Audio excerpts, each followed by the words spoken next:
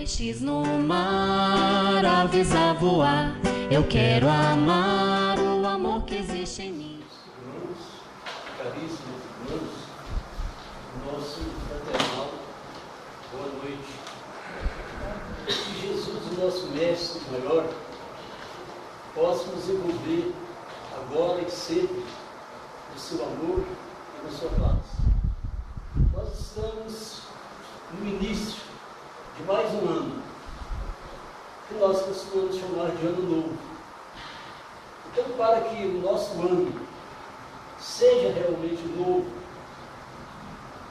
e possa nos proporcionar condições de crescermos um pouco mais em todos os aspectos da vida, e sobretudo no aspecto moral e espiritual, vamos refletir numa mensagem que está inserida no livro Jesus do Lar, mensagem de número 22, que se intitula Talismã Divino.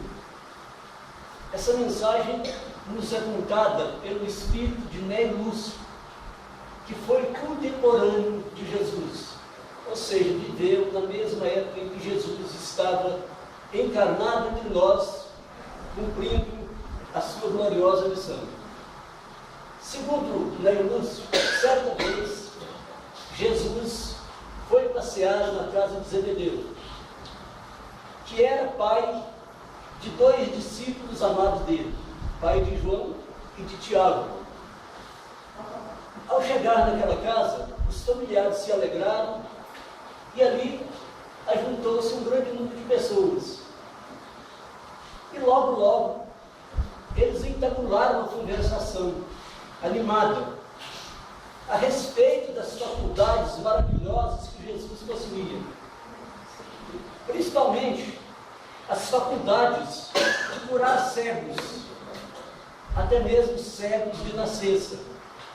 A faculdade de curar leprosos, ou seja, purificar o corpo dos leprosos. Jesus não só curava a lepra, não só fazia a lepra cessar de prosperar naquele corpo, mas curava a lepra e não deixava sinal nenhum do efeito que a lepra exerceu sobre aquele organismo curado. O corpo era purificado. E também aquela faculdade de devolver aos paralíticos de todos os gêneros a mobilidade dos seus órgãos. Então, iniciou-se aquela conversação e logo a senhora Isabel, que era mãe de Tiago e João, esposa de Zebedeu, fez para Jesus a seguinte pergunta: Mestre, por acaso o senhor possui um talismã que nós podemos desfrutar, que nós podemos também ter esse talismã?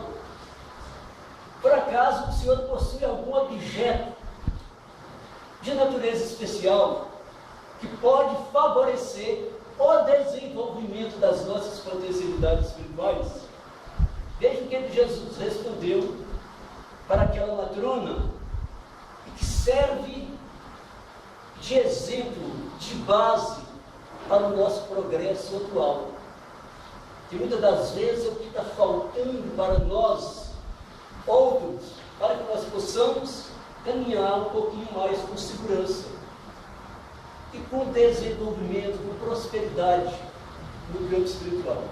Jesus pousou na matrona os olhos penetrantes e falou, risonho: realmente conheço um talismã maravilhoso. Usando-lhe os milagrosos recursos, é possível iniciar a aquisição de todos os dons do nosso Pai Celestial. Pois esse talismã oferece a descoberta dos tesouros do amor que resplandecem ao redor de nós, sem que lhes vejamos de pronto a grandeza. Descortina o entendimento, onde a desarmonia castiga os corações, abre a porta às revelações da arte e da ciência. estende possibilidades de luminosa comunhão com as fontes divinas da vida. Convida a bênção da meditação nas coisas sagradas. Reata relações de companheiros em discordância. Descerra passagens de luz aos espíritos que se demoram nas sombras. Permitem abençoar as sementeiras de alegria. Reveste-se de 1000 oportunidades de paz para com todos. Indica vasta rede de trilhos para o trabalho salutar. Revela 1000 modos de enriquecer a vida que vivemos. Facilita o acesso da alma ao pensamento dos grandes mestres. Dá comunicações com os mananciais celestes da instrução e da inspiração. O que mais? Diz o Senhor, imprimindo ênfase à pergunta, e após sorrir, complacente, continuou. Sem esse divino talismã, é impossível começar qualquer obra de luz e de paz na terra. Os olhos dos ouvintes permutavam expressões de assombro. Mestre, onde poderemos adquirir semelhante bênção?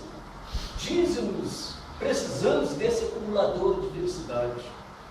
O Cristo, então, acrescentou bem-humorado: esse bendito talismã, Isabel, é propriedade comum a todos. É a hora que estamos vivendo, que estamos atravessando. Cada minuto de nossa alma permanece revestido de prodigioso poder oculto. Quando sabemos usá-lo no infinito bem, porque toda grandeza e toda decadência, toda vitória e toda ruína são iniciadas com a colaboração do dia. E diante da perplexidade de toda a natureza, o tempo é o divino talismã que devemos aproveitar. O tempo é o divino talismã que devemos aproveitar. Ou seja, não existe fórmula miraculosa, fórmula mágica para nós desenvolver as potencialidades do nosso espírito. Está no saber aproveitar esse tesouro que é comum a todos nós, que é igual para rico, que é igual para pobre, é igual para os sábios, é igual para os ignorantes. Todos nós dispomos de um dia de 24 horas. Saber aproveitar esse tempo é que tem feito a diferença para muitas criaturas. Por que, prezados irmãos? O tempo pode ser considerado como um grande rio, o rio da vida. E o que nós jogarmos nesse rio, mais tarde, a vida nos devolverá em conquistas morais que pode incrementar a nossa felicidade ou pode nos devolver através de ilusões, de decepções, de derrotas, porque se empregarmos mal esse tempo, a vida vai nos devolver aquilo que realmente nós jogou nesse rio de tempo. É a lei de compensação universal, preconizada por todas as religiões da nossa terra. Nós, seres inteligentes da criação de Deus, somos os artífices, os obreiros do nosso próprio destino, da nossa própria felicidade. Podemos dizer que a soma da nossa felicidade, o produto da nossa felicidade, da nossa evolução, ou das nossas inferioridades, dos nossos fracassos, é o resultado, pura e simplesmente, do aproveitamento do nosso tempo, nesta existência nossa, ou nas vidas de andamos. Por que nós notamos tantas diferenças entre as criaturas humanas? Diferenças espirituais, diferenças intelectuais, diferenças morais. Os seres humanos são por demais diferentes. E às vezes nós estamos sempre a nos comparar com aqueles que estão, às vezes, alguns degraus a mais acima de nós, mais evoluídos do que nós precisamos usar essa palavra muito dentro do Espírito, da evolução. Então, por que disso? Por que de vez em quando, em todas as épocas da humanidade, reencarnam entre nós verdadeiros santos? Criaturas evoluidíssimas, a gente nem fala, gente, mas por que uma criatura dessa? Por que eu? Por que tantos homens maldosos? Por que será que essas criaturas foram criadas santas? Quando a gente ouve falar um São Luís, um São Lucas, um São José, um São Francisco de Assis, um Francisco Cândido Xavier, será que esses homens tiveram uma criação diferente da nossa? Certamente que não. Eles foram, em tempos idos, em milênios atrás, igual a nós. Só que eles vêm aproveitando o tempo deles nas sucessivas reencarnações. Essa evolução intelectual e moral que eles têm, a orientar o espaço da humanidade, guiar o espaço da humanidade, isso foi adquirido através de lutas e mais lutas, de sofrimentos e mais sofrimentos. E muitas das vezes nós, que hoje temos com tantas dificuldades, em existência passada, nós estávamos prejudicando o próximo, aproveitando a vida material e às vezes tomando até recursos do nosso próximo, roubando recursos do nosso próximo para viver as nossas mazelas morais, as nossas mazelas inferiores. E hoje estamos aí com as dificuldades, mas não devemos nos preocupar com as dificuldades, com os defeitos, com os nossos insucessos, porque Deus nos criou para sermos felizes. E parece que Deus tem pressa que nós sejamos felizes. Porque nós vivemos numa época de dor e de sofrimento, mas nunca se viu tantos conhecimentos profundos, tantas pessoas capacitadas para nos orientar a caminhada, seja em forma de expositores religiosos, seja em forma de psicólogos, de médicos, de filósofos. Há trevas na terra, muita treva, mas tanta treva quanto a luz. Há muita luz na terra, há muita gente na terra envolvida com o bem, envolvida com as coisas sérias. Nós temos que estar sempre com os nossos corações preparados, as nossas mentes preparadas para a gente aproveitar as lições e os exemplos daqueles que são superiores a nós, espiritualmente, que Deus coloca em nossos caminhos. Faz aparecer em nossos caminhos para nos auxiliar, para nos ajudar. Então nós estamos na entrada de um ano novo. Na entrada de um ano novo. O que fazer então para que esse ano traga para nós paz, prosperidade, equilíbrio? A primeira coisa que a gente tem que pensar é o seguinte, meus amigos: eu quero melhorar nesse ou naquele aspecto, suponhamos um aspecto financeiro. É louvável que toda criatura procure o seu desenvolvimento também financeiro, o seu equilíbrio financeiro. Não que nós vivamos excessivamente preocupados com o ouro, mas que a gente tenha uma condição de vida razoável, uma condição de vida equilíbrio.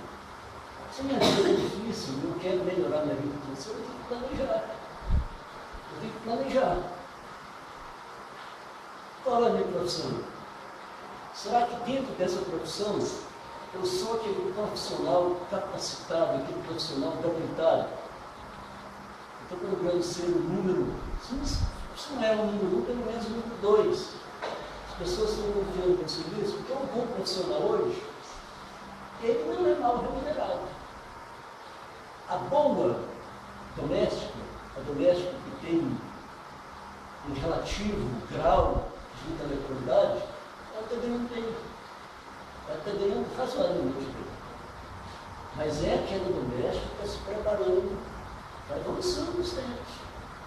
Sabe atender telefonia, sabe levar recado, e sabe às vezes o que é digitar alguma coisa no computador, sabe transmitir um e-mail, porque ela vai ser a chefa da casa, os patrões ali no segundo, ela teria obrigações. Então, hoje, a pessoa tem que estar preparada para essa função. Então, seja qual for a nossa profissão, vamos lá pensar, há muito curso de reciclagem por aí. Reciclo pedreiro, reciclo servente, reciclo mesa de obra, recicla a pessoa que trabalha na área administrativa, como auxiliar de escritório, de repartição pública. Então é preciso a gente se reciclar. Né? Se eu vivo com salário, e esse salário, a possibilidade de aumentar é pequena, o que eu posso fazer além desse serviço meu para aumentar um pouco a renda? Então, é preciso planejar, porque nada acontece de forma miraculosa. Acontece que, às vezes, algumas pessoas ganham prêmios aí vultosos pela TV esportiva. Aí isso aí é uma responsabilidade muito grande dessas pessoas, uma prova muito grande das pessoas. Sai, às vezes, de uma situação difícil para uma posição muito privilegiada. Às vezes elas não estão moralmente falando, preparado para isso. É uma prova, é uma inspiração que estão sendo colocadas nas mãos delas para ver como é que elas vão agir. Então, não é que se a gente quiser saber a respeito desse assunto, será que aprenderam na loteria esportiva um bocado de milhões aí, se transformaram em criaturas felizes? De forma alguma. A maior parte delas não estuda nada. Muitos foram assassinados, muitos já estão falidos, muitos contraíram doenças, muitos arrumaram muitas amizades, foram roubados, foram sequestrados. Para a gente entender que nós precisamos do dinheiro para fazer coisa. Nós não podemos ser escravos dele. Ele, por si só, não acrescenta um minuto na felicidade de alguém. Agora ele, na medicina, né, que sabe administrar a si mesmo e que tem oração, amor, coração, pode fazer uma grande diferença na vida de cada pessoa. Né? Então, eu preciso de planejamento. Por exemplo, no campo espiritual, eu sou espírita, eu preciso de planejar. Aí eu pergunto, como é que está sendo o nosso procedimento como espírito? Você está vendo na televisão todos os dias crimes nefandos, pessoas praticando crime absurdo, matando às vezes até pais, mães, trucidando às vezes filhos. Como é que nós estamos procedendo diante disso? Nós como espírito, exteriorizando o nosso rancor, desejando para essas pessoas uma pena severa, ou nós estamos nos compadecendo dessas pessoas, entendendo que elas estão plantando algo que elas vão morrer. E para elas se reabilitar desses crimes, elas podem levar várias existências, e às vezes existências miseráveis, de aleijos, de loucuras, porque a consciência, mais cedo ou mais tarde, não importa de todos nós. Aquilo que nós semeamos. Portanto, nós estamos sempre a colher. Todos nós aqui estamos sempre a colher por algo que nós não fizemos nessa existência.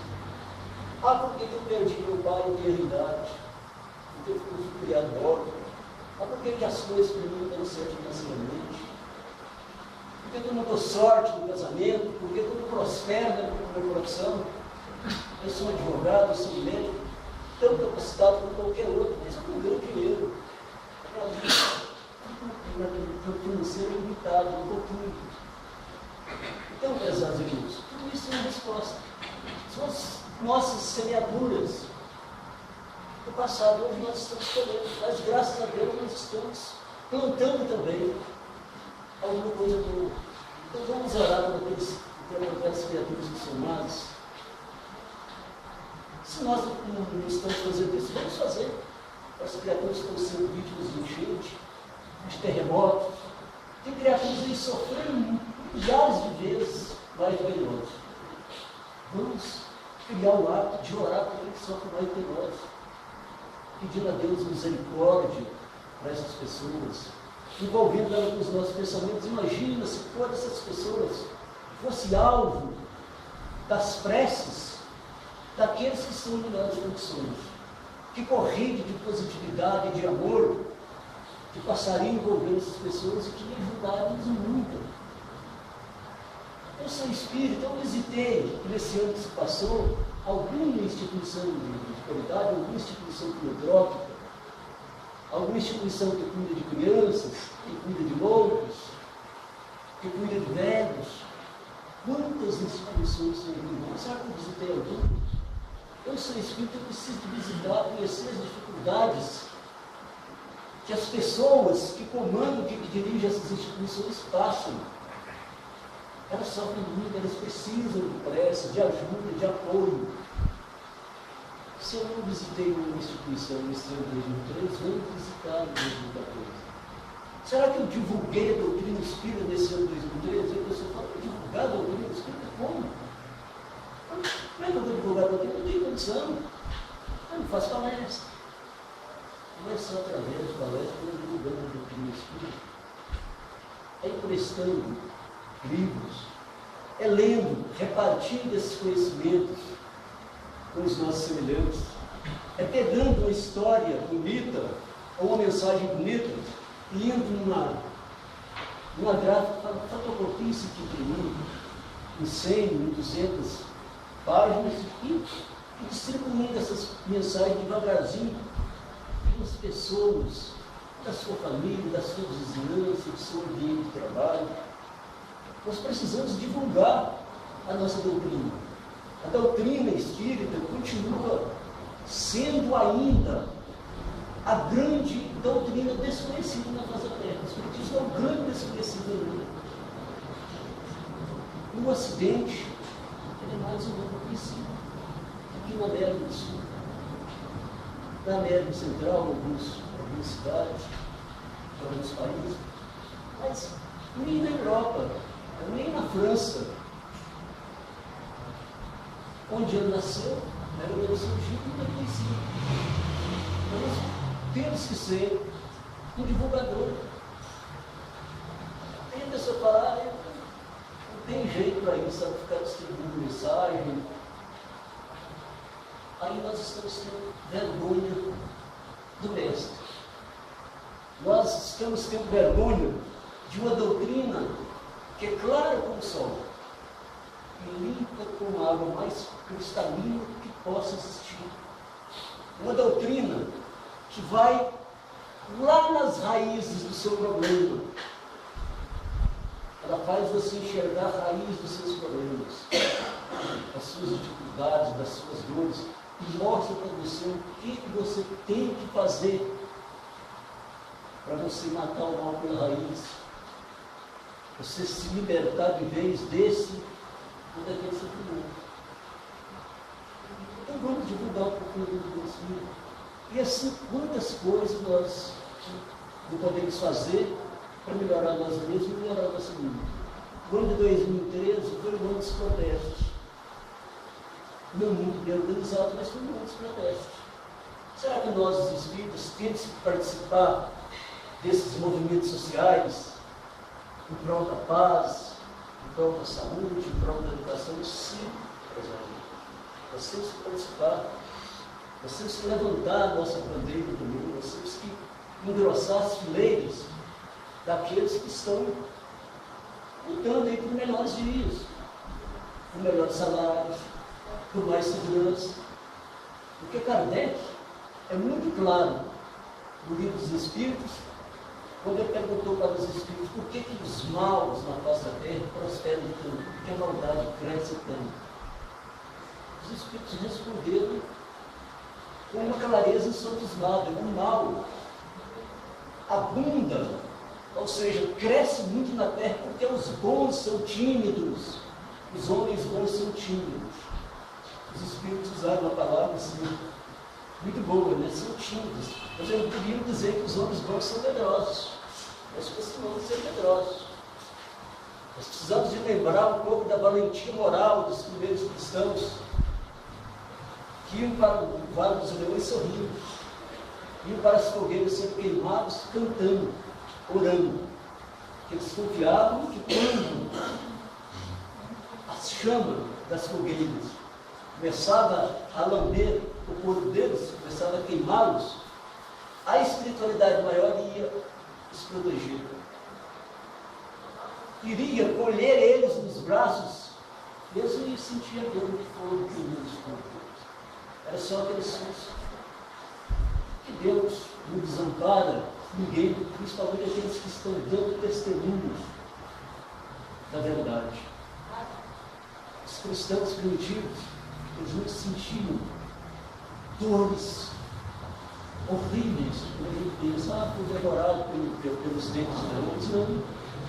Eles sofriam muito mais antes, humilhações, rejeições de todas as espécies, mas na hora do testemunho mesmo ali, a espiritualidade estava presente para envolver. Então, prezados irmãos, é preciso participar desses movimentos. Veja bem, alguma coisa que eu coloquei aqui, às vezes nós não fizemos em igreja diferente. Se eu quero um ano diferente, eu tenho que fazer colocar coisas diferentes no meu planejamento, para ter resultados diferentes. Se eu for agir nesse ano da mesma forma que eu agia no ano passado, perseguir os meus objetivos no ano passado com os mesmos caminhos que eu percorri e às vezes não consegui, o resultado não vai ser bom. Então, o ano da São Miguel tem que fazer coisas diferentes. E outra coisa, fazer as coisas que nós sempre estamos fazendo de bom, de uma maneira melhor. Isso que é importante também. Não deixar que a rotina atrapalhe o nosso progresso espiritual. Por exemplo, vir ao centro, frequentar o centro, nós devemos sempre vir com uma alegria cada vez maior, uma positividade cada vez maior, porque a espiritualidade, esse encontro dentro do templo espírita, quer nos levar ao conhecimento da verdade, principalmente da verdade de nós mesmos. Sempre mostrar para nós o que fazer para que nós possamos melhorar um pouco mais. Como aproveitar uma reunião dessa? Segundo o espírito iluminado de Emmanuel, muitas das vezes, espírito de escola chega numa reunião evangélica, de pregação do Evangelho sobre o Espiritismo, e se posta ao lado dos ouvintes. Às vezes você está aí, tem um espírito de escola, ou seja, um espírito puro, sentado ao seu lado. Pode ser alguém que foi amigo do Senhor há muito tempo, que subiu na escada espiritual e você ficou para trás. Ele quer que você seja vingado a uma posição melhor no plano dos espíritos. Então fica aí. Para sua mente registrar, às vezes numa conversa de 30 minutos, apenas uma frase, apenas um pensamento, e essa frase, esse pensamento, às vezes vai martelar a sua cabeça por alguns dias, vai mexer com os seus sentimentos por alguns dias, e às vezes essa frase, esse pensamento vai fazer a diferença no ano, inteiro da sua vida ou para o resto da sua vida. Então, é assistir as nossas reuniões espíritas do que é o coração aberto. Nós estamos tendo um encontro semanal com o Evangelho vivo de Jesus. O que é o Evangelho vivo de Jesus? São as letras vivas, não as letras mortas. Que a gente vê, às vezes no Velho Testamento e até no Novo Testamento, tem tantas letras que não são letras vivas. Então as letras têm que ser vivas. Os ensinamentos de Jesus são atualizadíssimos para o nosso. Então, prezados irmãos, se eu sou médium da casa espírita, trabalhar essa mediunidade, às vezes o médium assiste no seu dia a dia, principalmente no dia de trabalho, purifique seus pensamentos, purifique seus sentimentos, faça aquela atividade com um desprendimento de alma, sem nenhum interesse. isso pode render dividendos espirituais grandiosos. Nós vemos aí relatos espirituais em que simples médicos do caso espíritas são transferidos depois da morte do corpo físico para colônias espirituais evoluidíssimas. Enquanto muitas das vezes escritores, médicos, curadores, pessoas de destaque dentro da doutrina espírita desencarnam e fica encontrando dificuldades para ascender um pouco espiritualmente. Porque realizaram muito exteriormente, mas não tinha a humildade dentro de si mesmo. Serviram vários parabéns em seus nomes, tiveram jornada. E assim sucessivamente para a família. O nosso relacionamento com a família, como é que está o diálogo em família, com os pensamentos? O diálogo em família é de fundamental importância.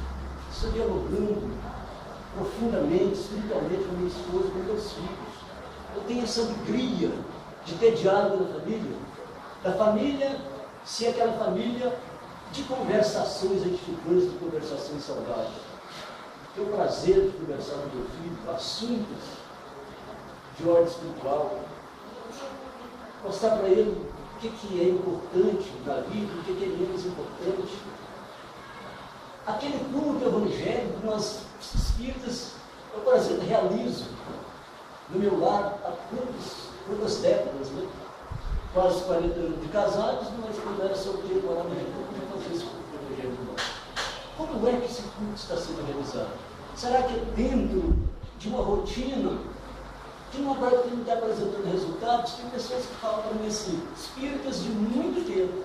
Até lá, não sei, eu faço culto assim, mas eu não noto assim, a presença da espiritualidade maior, parece que não tem inspiração para desdobrar a mensagem que ali foi lida. Por que será? O culto, nós precisamos de comunhão com os espíritos. Comunhão com os representantes de Jesus que vai lá ao nosso lado. Quando a gente vai fazer o culto, a gente tem que procurar ser revestido das virtudes da simplicidade, da humildade. É Jesus. Mas sua simplicidade, sua humildade é do nosso lado. Então é preciso a gente começar a trabalhar desde alvorecer, desde o início do dia. É preciso que o marido às vezes diga para o esposo e fala, olha, hoje é um culto evangeliculado, ou a esposa liga para o marido. Se ela trabalha lá fora, então precisa esse lembrete. Hoje é um culto do nosso lado, coloca umas músicas edificantes aí para preparar o ambiente. Esse arranja umas flores, um buquê de flores, coloca aí em cima da mesa. Quer dizer, vamos preparar para aquele culto.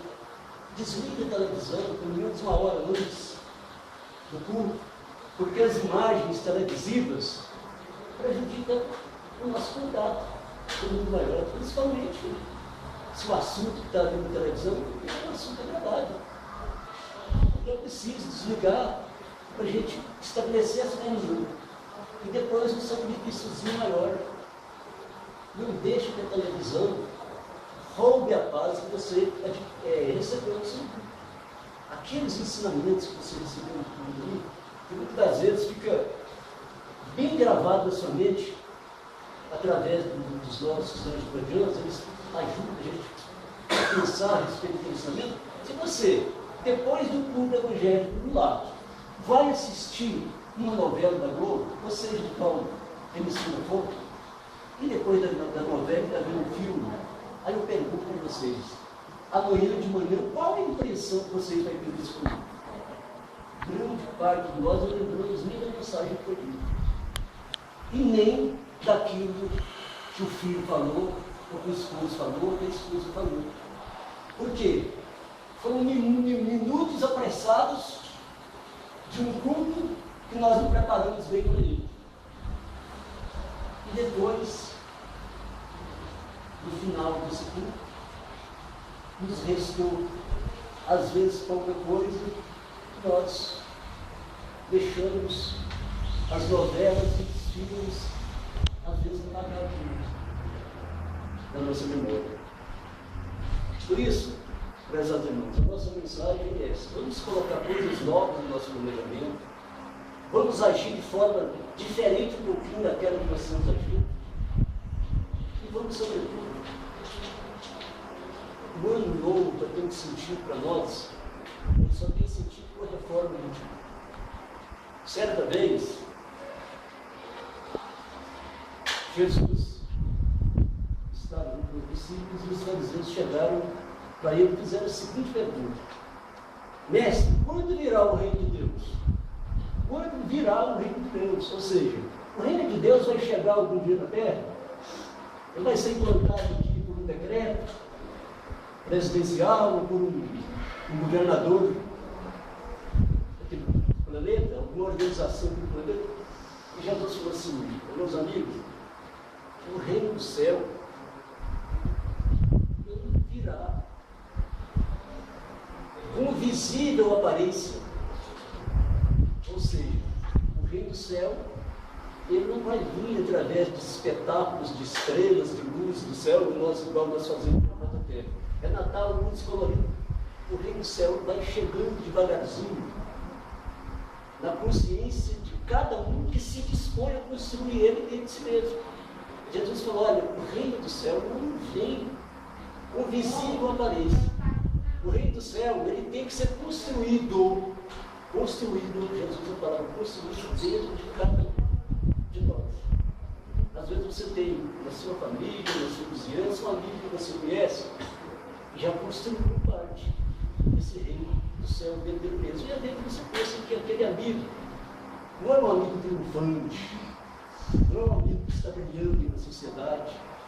Você às vezes não dá valor. Por isso que Jesus falou, nós temos que ter olhos de ver e ouvidos de ouvir.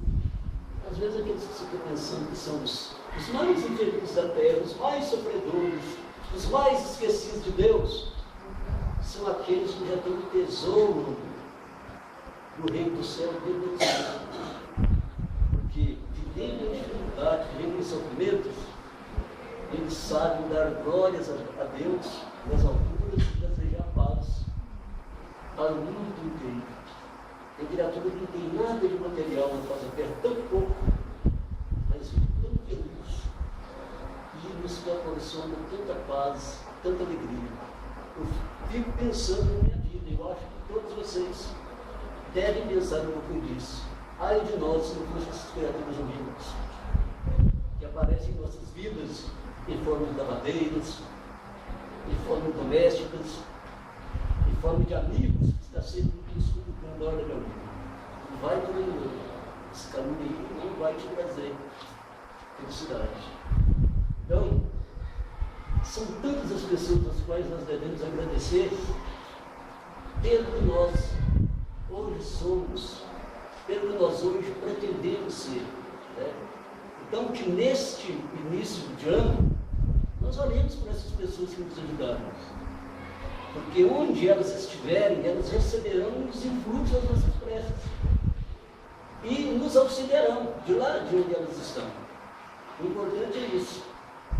É nós sermos gratos em nossas vidas por tudo aquilo que nós recebemos, seja lá de quem for, de bom. Só que às vezes nós esquecemos. Nós temos que ser gratos. Então que nós iniciemos o ano com gratidão, o estudo da doutrina, a correção das nossas imperfeições, com uma esperança muito grande de que o ano de 2014 seja bem melhor para todos nós. Jesus, então, seu Pai, hoje e sempre. Muito obrigado pela atenção. Peixes no mar, aves a voar, eu quero amar.